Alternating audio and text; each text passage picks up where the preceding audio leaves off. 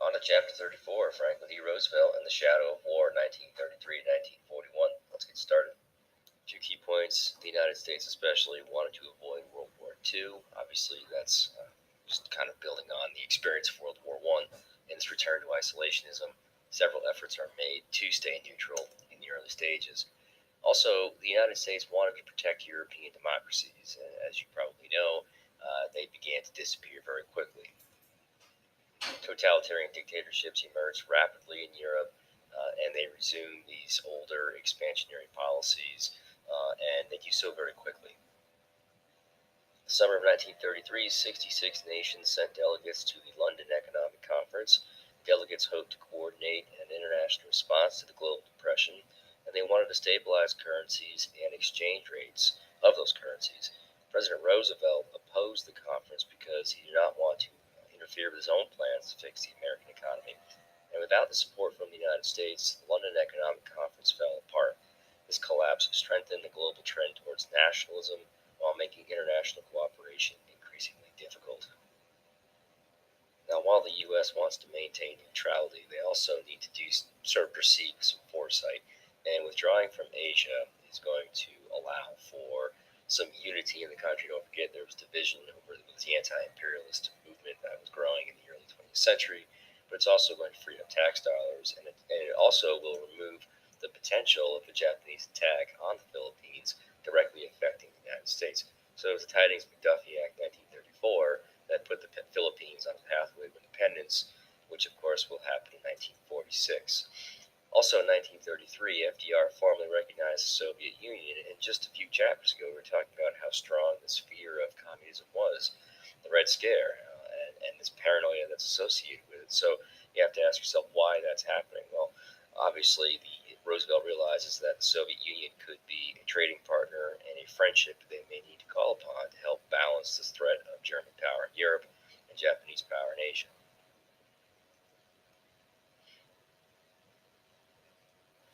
In terms of the Western Hemisphere, we've talked about the Monroe Doctrine being the guiding light for quite some time now, over 100 years of history by our study, and Roosevelt will change this. He'll actually adopt this good neighbor policy, which basically said that the U.S. would not intervene or interfere with Latin American countries.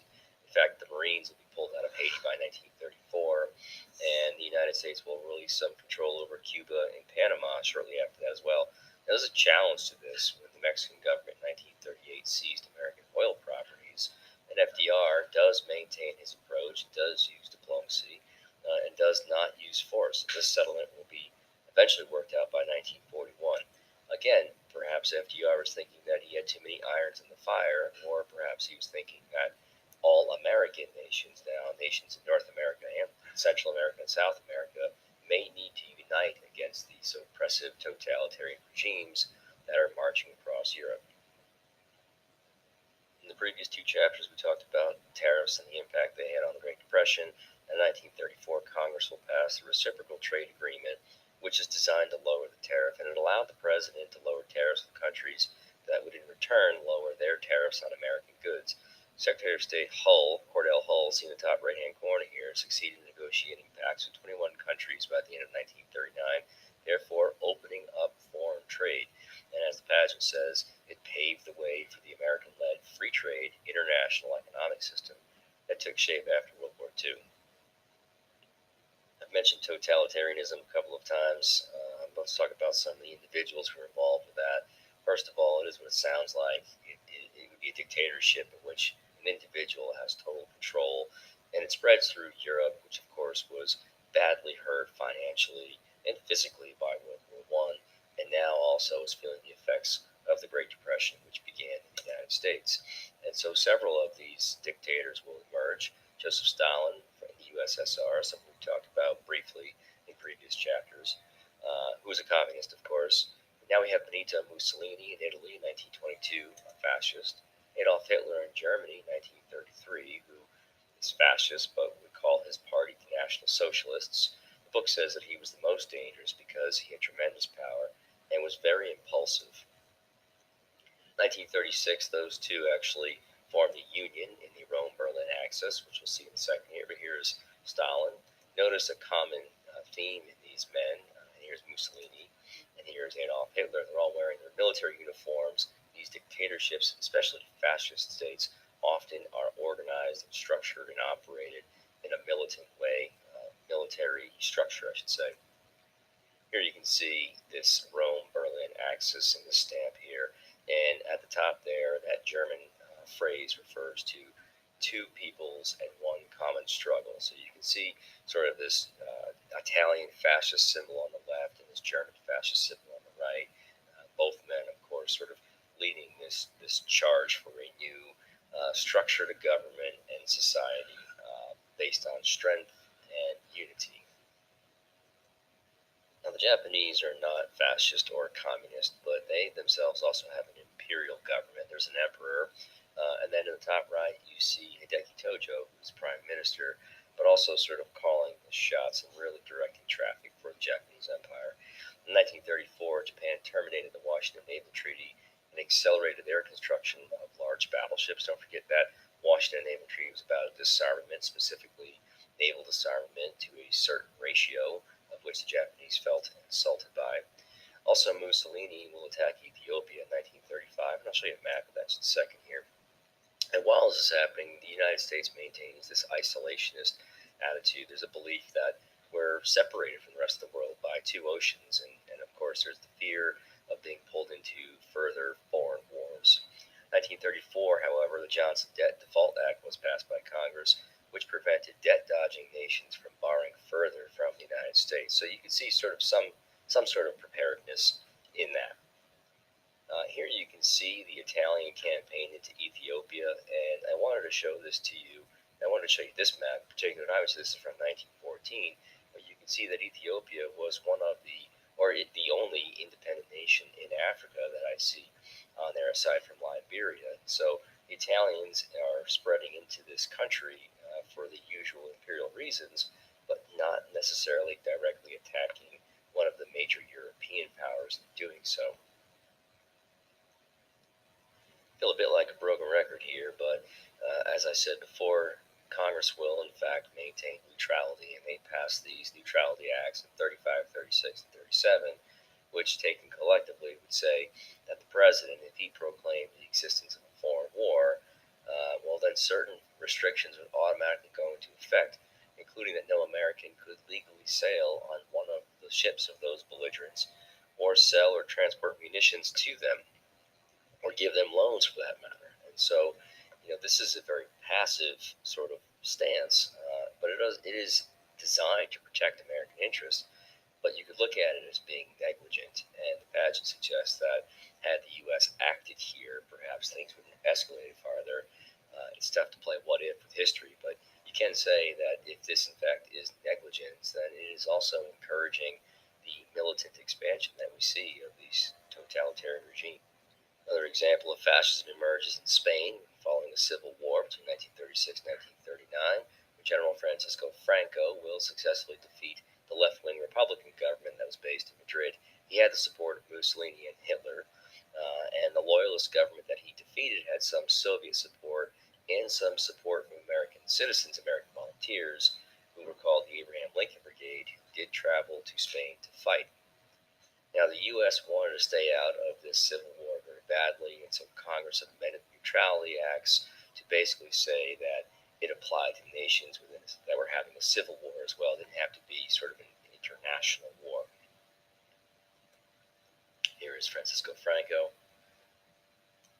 And here's a map from a different textbook than ours to show you that various movements are emerging throughout Europe and Asia.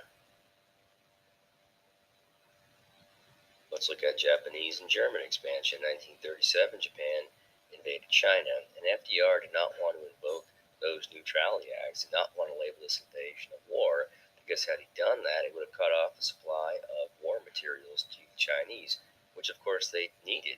The Japanese, though, as sort of a byproduct of this, were still able to buy war supplies from the U.S. as well. Now, 1937, FDR does issue his quarantine speech, in which he argues that we need to quarantine the aggressors here, and he proposes economic embargoes against those aggressive dictators, and the public were opposed to this, and so FDR didn't really follow through with his plan, and again, you could say this is passive, or in fact is a policy appeasement. The Japanese in 1937, they actually sank a U.S. ship called the Panay, and they did apologize very quickly after that. And of course, as I said already, that the United States was interested in avoiding war, they accepted that apology. Now this map is 1942, you can see here, but just to give you an idea of just how large the Japanese Empire did get to be by that time, you can see that it really does expand quite some distance. And a lot of these islands are obviously very small, but that allows for refueling, that allows for a lot of outposts and so forth. So just keep in mind that Japanese expansion was significant. So Hitler's going to violate the Treaty of Versailles by introducing mandatory military service in Germany. 1936, he again violates the treaty when he took over the demilitarized German Rhineland, which I'll show you a map of in a second here. In March 1938, he invaded Austria, which did vote in favor of this, although they know that if they don't, that they'll be forcibly taken over. And also, Germany will take the Sudetenland, which is a small part of Czechoslovakia.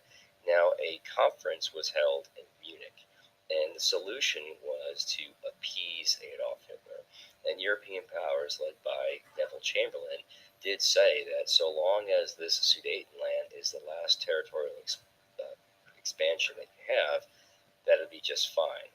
And Germany agreed to this, although in March 1939, Hitler violated that and took over all of Czechoslovakia, and so therefore appeasement had failed. On this map here, you can see the Rhineland on the left side of Germany there, and you can also see the Sudetenland, which is just a small strip of land that sort of is the outside left border of Czechoslovakia. And there's Neville Chamberlain, whose name was synonymous with Countess. You can see Winston Churchill here, who replaced him as Prime Minister, and he did say that Britain and France had to choose between war and dishonor, and they chose dishonor, and now they'll have a war. And of course, he had his war, and he did have his peace, although that is not the peace sign he's offering there. That, of course, is the V for victory. On August 23, 1939, the Soviet Union signed a non-aggression pact with Adolf Hitler, and the Hitler-Stalin pact meant that Germany could make war on Poland and the Western democracies without fear of retaliation from the Soviet Union. Effectively, he could leave his eastern border unprotected. Hitler invaded Poland on September 1st, 1939 with the Blitzkrieg, and Britain and France, who were honoring their commitments to Poland, declared war on Germany. Unfortunately for Poland, they were defeated in roughly 3 weeks. Now, although Americans were strongly anti-Nazi, they wanted to stay out of the war, and Britain and France needed war materials from America, so Congress passed the Neutrality Act 1939. And the previous Neutrality Acts would have prohibited trade with them, as they are now at war, but this new act let European democracies buy American war materials as long as they paid in cash and transported the goods on their own ships. This allowed America to avoid loans. Of course, this is a depression we're talking about. It allowed them to avoid war debts and allowed them to avoid the sinking of American ships. Now, the demand for war goods helped end the recession of 1937-1938, and it solved the decade-long unemployment crisis. It put a lot of people to work. Now, obviously, the Blitzkrieg was successful in Poland, and following that, England and France now are sort of on their heels. There's a few months after the fall of Poland that are known as the Phony War, because France and the UK were not really militarily involved in the war yet. The Soviet Union took over Finland despite Congress loaning $30 million to Finland. So, again, here, Roosevelt has recognized the Soviet Union, and now we're kind of at odds again. It's a very difficult and complicated relationship, obviously, largely because of the vast differences between the two economic and political styles of the Soviet Union and the United States, and possibly other reasons as well. Now, the Phony War ended in April and May 1940 when Hitler took over Denmark, Norway, the Netherlands, and Belgium, and France as it fell in June of 1940. When France surrendered, Americans realized that England was all that stood in the way of Hitler controlling basically all of Europe. And so that just increases tension and concern in the United States as well. FDR and Congress set out quickly to build large air fleets and a two-ocean navy, and on September 6, 1940, Congress passed the conscription law, which is the first peacetime draft in American history. There's also the Havana Conference in 1940, in which the U.S. agreed to protect Latin America from German aggression, sort of an extension of the Monroe Doctrine. A couple of photos that are just chilling to look at here. The Arc de Triomphe, and of course Hitler and his entourage in front of the Eiffel Tower. Okay, so as the 1930s progressed, I think overt anti-Semitism progressed as well, and of course the Nazi Party was facilitating this growth. On November 9, 1938, mobs of Germans attacked German Jews, both homes and businesses, on the Kristallnacht, the night of the broken glass. And following these attacks, thousands of Jews were sent to concentration camps and relocated into ghettos. Now, the text tells us that FDR created the War Refugee Board after learning of Nazi genocide to help victims of Nazi and other Axis powers, war crimes, and genocide. But it also tells us that there was a ship called the St. Louis that was carrying Jewish refugees that sailed to several different ports, including Miami, and was denied access. And by the war's end, over 6 million Jews had been murdered in the Holocaust, and 5 million other minorities and undesirable peoples, as they were labeled by the Nazi Party. Some headlines of the day you can see here. New York Times reporting on the Kristallnacht.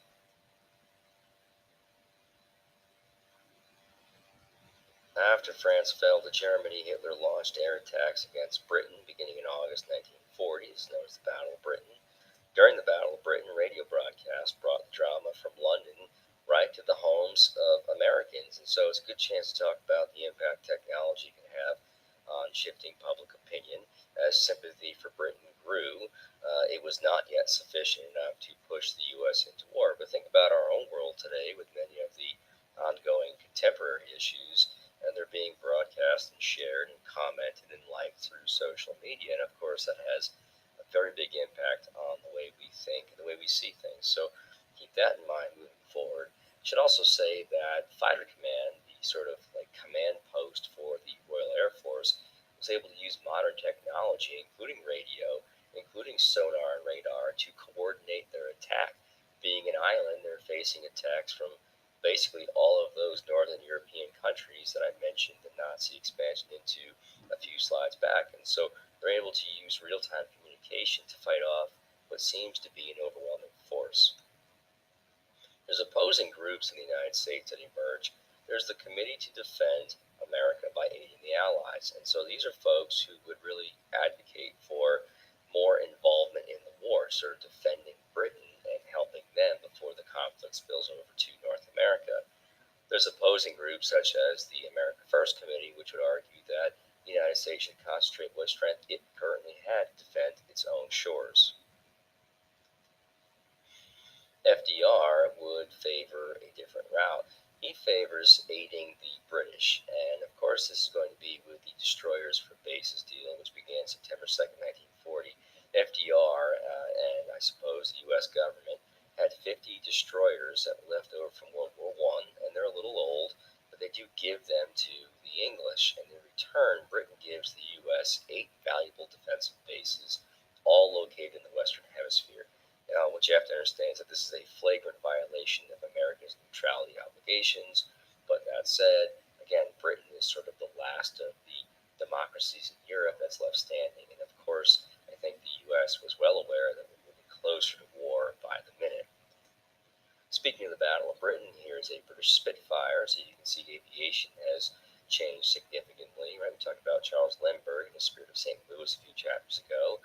Now we have pretty highly coordinated and technical flying, air-to-air combat over the skies of Britain.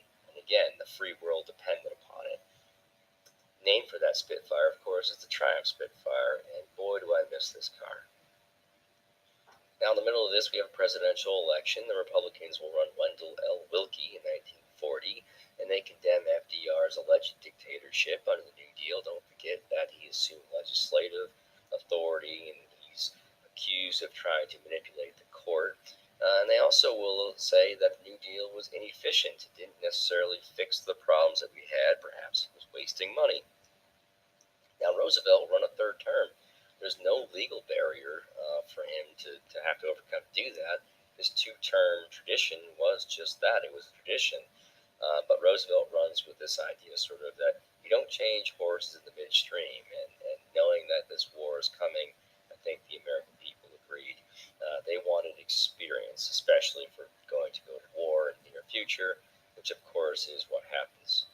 Take a look at the election map. You can see that Roosevelt has a very clear victory in the Electoral College. The popular vote is a bit closer, roughly 5 million votes separate two candidates, but overwhelmingly Roosevelt has national support. Now, the truth is that Britain was out of money by 1941. In order to make sure they still had access to goods, we would need to find a new way to provide them with that. And so the Lend-Lease Act of 1941 is going to do that. Now, technically, the United States could ask for those goods to be returned after the war. Tanks and guns and so forth would be leased to European democracies, and they could return them after the fact. And so that doesn't make a whole lot of sense, but that's just one way of sort of selling the deal. And the deal is that if we provide European powers with weapons, then they can have a better chance of defeating Germany before that fight comes to our own shores. People attacked that on those grounds and said that there's no way they could return those tanks and guns after the fact. They would be destroyed. But really, the point that they're arguing is whether or not the U.S. should be or can be neutral. And obviously, this Lend-Lease Act is the end of American neutrality. In fact, the text tells us that Adolf Hitler saw this as an unofficial declaration of war. And following it, in May of 1941, a German submarine did sink this American merchant ship called the Robin Moore outside of the war zone. So again, and obviously we're moving closer to active involvement in World War II.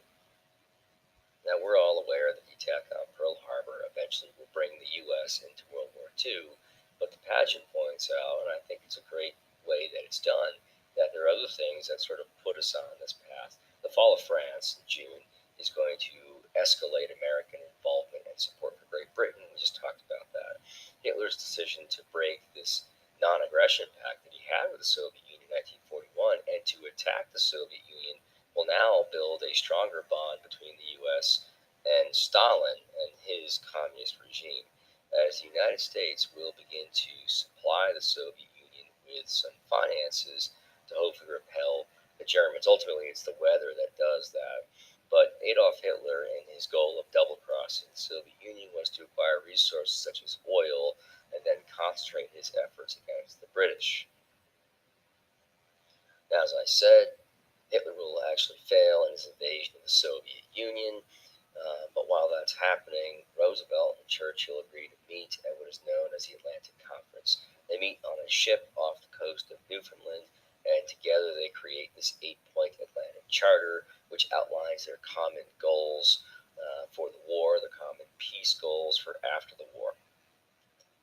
And here they are aboard the ship. You can see Churchill on the left, obviously, and FDR on the right. Notice he is standing for the photo, and as we talked about in 2 chapters ago or so, he's definitely holding on to this man next to him. There's quite a few things that are involved with the Atlantic Charter, but some of the bigger things that we should be familiar with are, first of all, no territorial exchanges or changes that are contrary to the wishes of the inhabitants of those regions.